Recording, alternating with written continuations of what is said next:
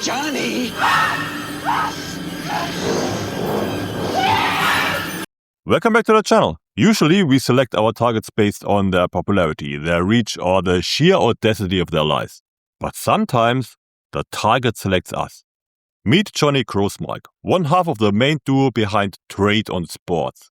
He claims to be a successful sports analyst living the dream in the suburbs. Yet, for a long while, this betting expert has spent 18 hours a day living in my DMs, stalking our followers, spamming our YouTube comments, and spiraling into a complete narcissistic collapse across every platform that will host him.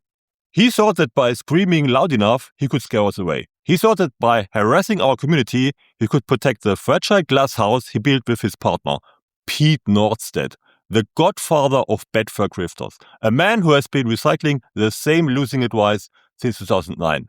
They made a catastrophic miscalculation. They assumed that scrutiny was something they could bully into silence. They didn't realize that every unhinged message, every deleted tweet, and every desperate phone call was just providing us with more ammunition. Today, we aren't just reviewing a service. We are documenting a meltdown. We are going to dissect Jonny's descent into madness. We are going to exhume the ancient, repackaged scams of Pete Nordsted.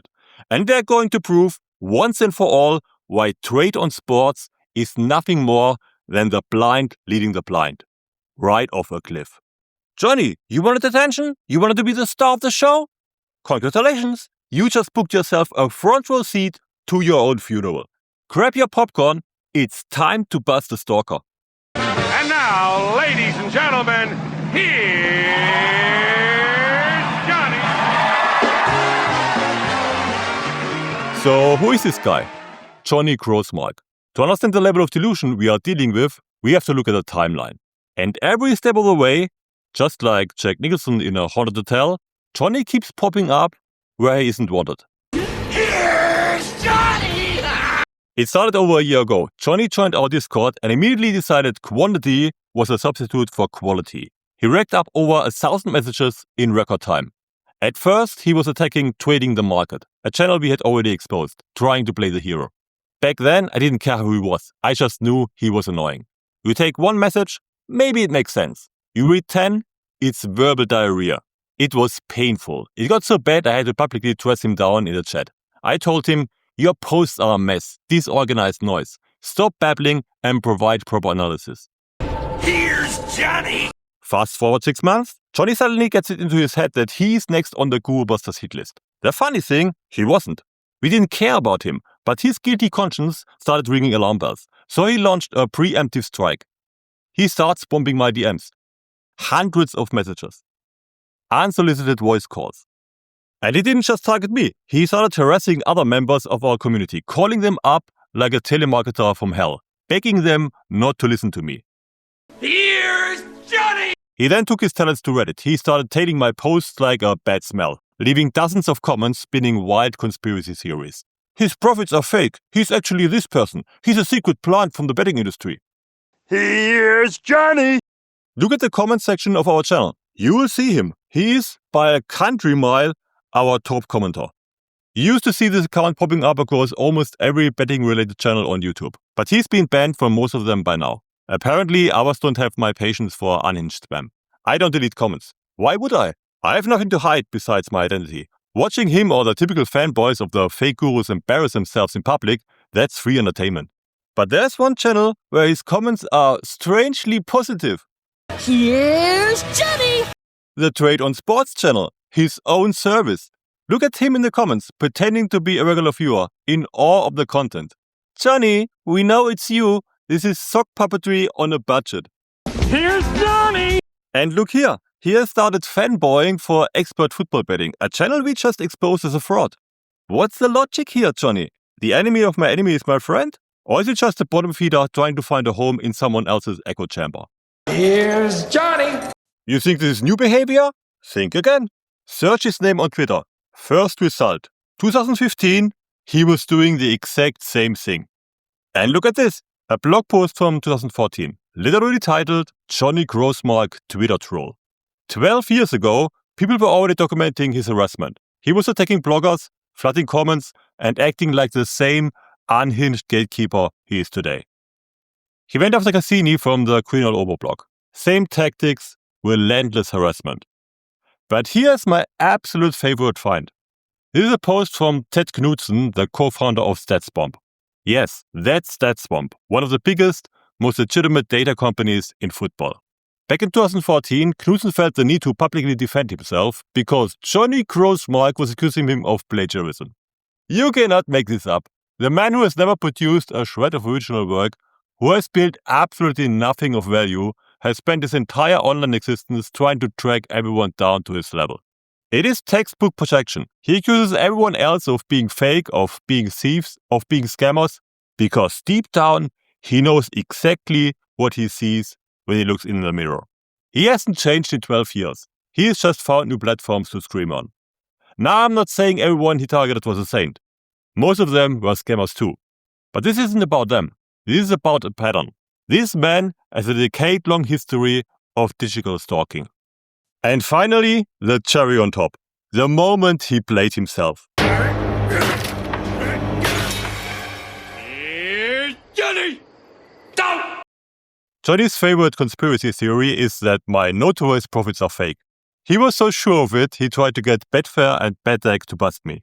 He contacted Enda Kendrick, who was the head of strategy at BetDeck at the time, on Twitter. He thought he was going to get a gotcha moment. Instead, Kendrick apparently told him that Trade on Sports should get notarized verification too. Johnny panicked. He publicly tweeted, "The idea that sports advisory services should have notary proof of profitability is utterly ridiculous on so many levels." We laughed at him on Discord. And what did our brave, transparent, super data analyst do? He deleted his entire Twitter feed. Thousands of tweets, gone. That is the action of a man who knows he has been caught. But Johnny is just a loud, erratic frontman. To understand the real scam, we have to look at his partner. The man who wrote the Bible on Betfair grifting way back in 2009. Now, while Jonny Grossmark was the one who triggered this investigation with his unhinged stalking, the timing of this expose couldn't be more perfect, because while Johnny is busy screaming at his monitor, his partner in crime, Pete Nordsted, is busy launching a fresh assault on your wallets. Pete isn't new to this game. In fact, he's what we call an OG grifter. He has been selling the dream of easy riches since many of you were placing your very first bets on Betfair. Back in 2009, Pete published Mastering Betfair, how to make serious money trading betting exchanges. Serious money. Classic scam marketing 101. But apparently, the old mug money was drying up because Pete just republished his work under a shiny new title. Mastering Exchange Betting, how to become a successful sports trader. Notice anything? It's the same book. It's the same garbage. He just grabbed the word Betfair to target a wider audience. Maybe the Americans, maybe the crypto pros. Now, you might say, come on, Guru Buster, it's a cheap book. Who cares if it's bad? And that is exactly what they rely on. This is what I call the financial double tap. Tap 1, you lose the money you paid for the book. That's the bait. That gets you into their sales funnel. Tap 2, you lose your entire bankroll trying to execute the garbage advice inside. Cheap books are the most dangerous entry point because they lower your guard. You think you are learning. In reality, you are being programmed to lose. But with guys like Pete, it actually can become a triple tap. You bought a cheap book which established Pete as an author. Then you found this channel where he talked in circles, pretending he had secret stats software that would make you a pro. The book is the bait, the channel is the hook. The end goal, getting you into a high-priced monthly subscription. It's a classic funnel designed to extract money from you at every stage. If you have enough cognitive function to breathe unassisted, you should be able to see that the strategies on the channel and in the book are pure, unadulterated fiction. It isn't just a scam. It's a diagnostic tool for finding the most gullible mugs on the planet.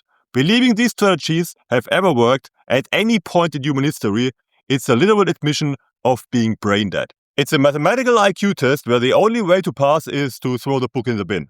If you actually follow this advice, you are the trader. You are a biological miracle for managing to survive this long without a functioning brain. These aren't strategies. They are fairy tales for the mathematically illiterate.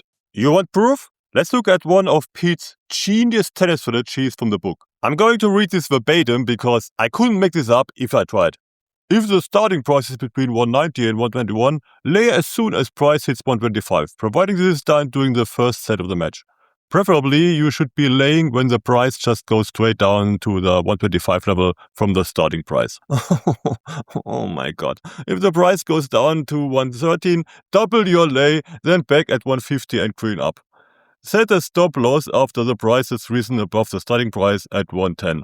If the price goes up 10 ticks from the starting price before coming down to the 125 level, then there is no bet. Is there any statistical reasoning? Are there data points suggesting the market overrates at certain odds? No. This isn't trading. This is painting by numbers for blind people. There is zero concept of value here.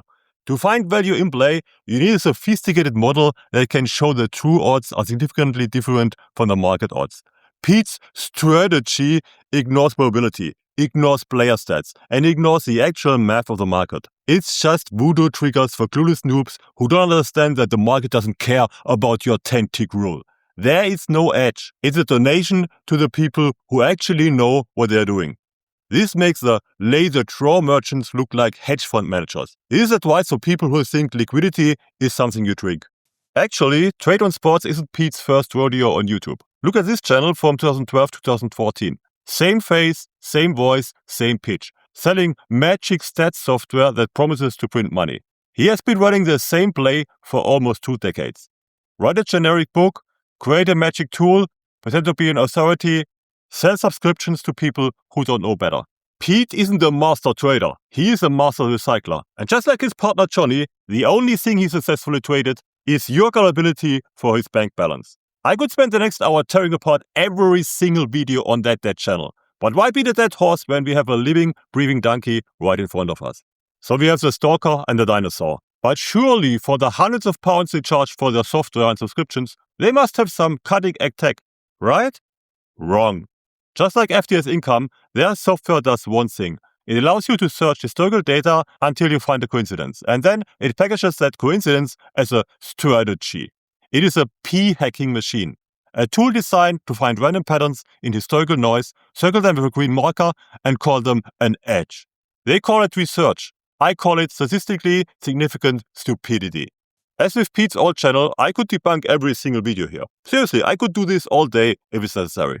But their channel gets about as many views as Jonny has rational thoughts. So for now I chose this video on the Belarusian Premier League because it is short and it is a masterclass in statistical illiteracy. Here's a genius method. Are you ready?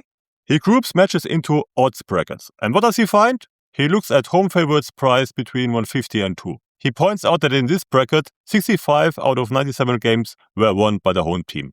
There is a 67% strike rate. And Pete concludes, there is value here. Value? Pete, that isn't value, that is randomness. 97 games? You're basing a strategy on a sample size of 97 games? I have had bowel movements that lasted longer than that sample size. If you flip a coin 97 times, you might get 60 heads. That doesn't mean the coin is broken. It means you don't understand variance. But it gets worse. He doesn't even tell you the average odds of those bets. That would be fundamentally necessary to begin any significance analysis. He is selling you Schrödinger's profit. Since Pete is clearly incapable of doing the math, I will do it for him. Let's look at 3 scenarios for this amazing 67% strike rate. The break-even odds are 150.24 with 2% commission. At average odds of 160, the p-value is 20.4%. That means there's a 1 in 5 chance that a monkey hitting the back button at random could achieve this result. It is statistical noise. It means nothing. Let's say the average odds were 170. The p-value is 6.1%. Even with these great odds, the result is still not statistically significant. A scientist would look at that number, laugh, and throw the study in the bin. It fails the basic 5% significance test. Now let's get crazy. Let's assume the average odds were a massive 180. The p-value drops to 1.5%. This looks like the holy grail. A massive edge. A money printing machine. Right? Wrong. It is still garbage. Why? Because he looked at a database of 50 leagues, applied 20 different odds filters to each one, and found the one combination in the Belarusian Premier League that happened to look green. That is the definition of p-hacking. If you look for patterns in enough random data, you will always find a cluster that looks like an edge, but it has zero predictive power. This is a core lie of the trade on sports software. It allows you to torture the data until it confesses. You can simply filter long enough until you find a bracket that made profit in the past. But because there's no hypothesis and the sample sizes are microscopic, this edge disappears the second you place real money on it. It works backwards. It never works forwards. Let's be crystal clear about what we are looking at here. This isn't just about bad math in Belarus. This isn't just about a guy having a meltdown on Discord. This is not a game. Trade on Sports, Jonny Grossmark, Pete Nordsted, these aren't just content creators or analysts. They are financial predators. They are selling snake oil to people who are desperate to find an edge. They are taking money from people who want to learn, and in exchange, they are teaching them how to lose. They are selling broken tools and suicide strategies to the vulnerable. And when they are questioned, when someone dares to check the math, they don't provide answers. They stalk, they harass, they call your phone, they try to intimidate. That is not the behavior of a business. That is the behavior of a gang. None of these clowns are eligible to give financial advice. None of them have a track record that stands up to 5 minutes of scrutiny. They are lying to you about their success. They are lying to you about their methods. And they are lying to you about their products. Selling financial advice on fraudulent records and p-hack data isn't just bad content. It is fraud. Plain and simple. So here's my message to you. If you have paid money to trade on sports and you have realized you've been sold a lie, do not just unsubscribe. Do not just walk away. Contact Report Fraud. Report them. Tell them you were sold a service based on false promises and fabricated credentials. Tell them about the stalking. Tell them everything. Jonny, you wanted my attention? You got it. You wanted to know if my profits are real? They are.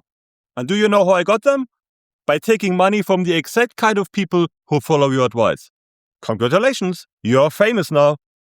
These clowns belong in a cell, not in your subscription feed. Until next time. Guru Busters!